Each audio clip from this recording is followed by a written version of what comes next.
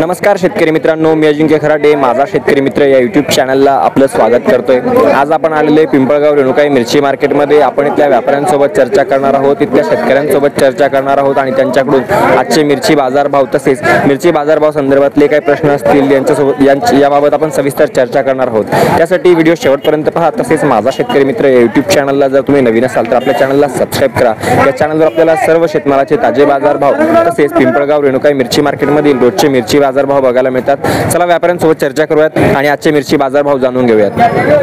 नमस्कार सर। नमस्कार। या समोर या तिकडे।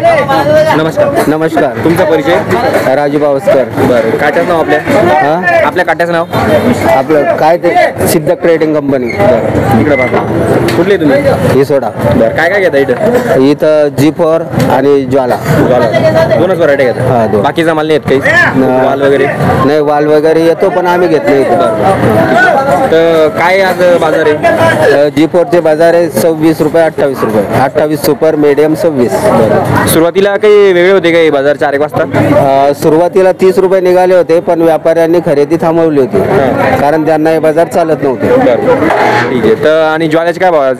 ज्वाला 20 रुपये 22 रुपये सुपर माल। हा, मीडियम 15-12 माल जसा असेल तसा। आवक कशी आजची? आज G4 ची आवक भरपूर आहे। भरपूर आवक आहे कालच्या पेक्षा? नाही, कालच्या एवढीच आहे परंतु काल घेणार जास्त होते व्यापारी, आज घेणार कमी आणि आवक जास्त, त्यामुळे बाजार कमी झाले। तुमचा माल कुठे एक्सपोर्ट होता आता? आता आमचा लोकलला चालला। लोकलला? मुंबई। बरं, काय वाटतं तुम्हाला 2-4 दिवसात काही अंदाज काही वाढतील रेट का काय? आवकनुसार आवक कमी पडली तर बाजार वाढतील आणि समोर मंड्या पण विकावर आहे ना, कारण गिराईकच नसतील तर समोरचे काय करणार आहे? पुढच्या काही समजा 2-4 दिवसापासून आवक कमी होत चालली का वाढू राहिली? नाही, आवक तर आता दिवसेंदिवस कमी पडणार आहे। आवक जर कमी पडली तर परत बाजार वाढतील आणि त्यामध्ये काय खरगोनचा माल चालू झाला तिथं बाजार कमी निघाले म्हणजे पर्यायानं आपल्याकडे बाजार कमी होऊन जाते। हा, आवक कमी जरी झाली तरी बाजार कमी होतील। ज्वालाचा किती दिवस चालेल अजून? ज्याला क्वालिटीनुसार चालू आहे आता। चांगले माल आहे तोपर्यंत रेट, हा सेकंड माल झाले तर ज्वाला चालणार नाही कारण खरगोनची ज्वाला चालू आहे ना। आणि आरमार वगैरेचे काय रेंज आहेत? आरमार 15, 18, 20 रुपयापर्यंत। धन्यवाद। तुमचा कॉन्टॅक्ट नंबर सांगू शकता तुम्ही? 78 75 74 37 00।